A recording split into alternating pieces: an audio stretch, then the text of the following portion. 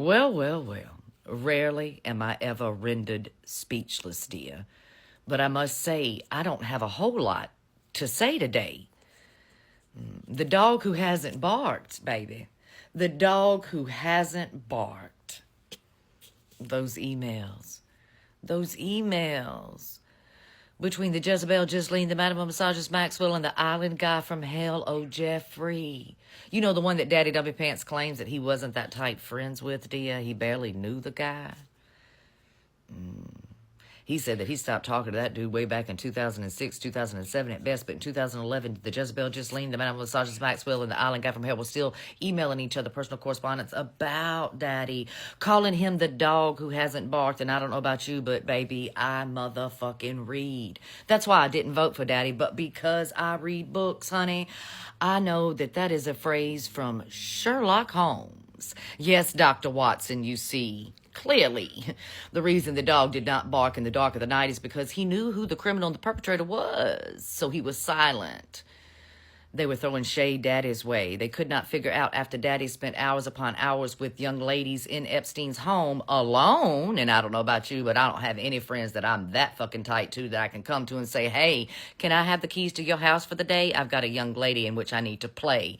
And my friend just say, yeah, okay. Right? I also want to remind you that this guy who apparently he wasn't that great of friends with, he still decided to use his plane during his campaign in 2024, dear. He was flying everywhere on that plane. Far be it from me, but if I thought my friend who owned a plane was flying young ladies across the globe and doing God knows what with them, I wouldn't want to set foot in said plane, baby. But Daddy thought it was okay to use it on his campaign. So much circumstantial evidence here, dear. So much. The dog who has yet to bark.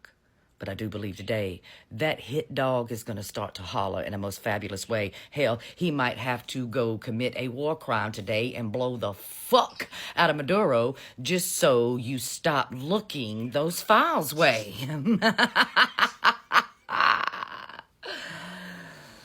What you going to do now, you orange fool? The whole world can see quite clearly you were very fucking close to Jeffrey.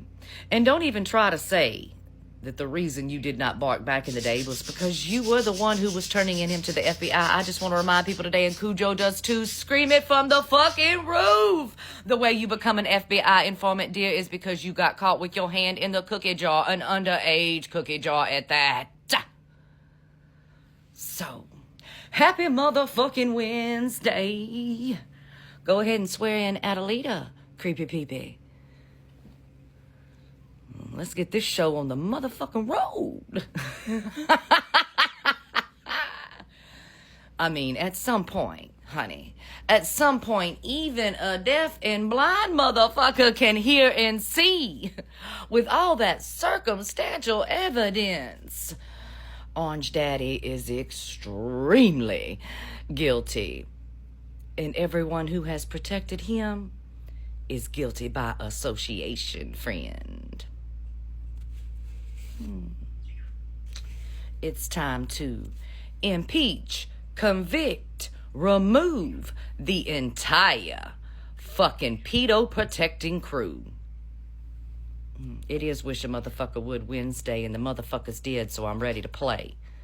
I thought I didn't have much to say, but it turns out, baby, I could talk about this shit for days. But I'm going to take a break and go find you some more tea. I'll be back expeditiously.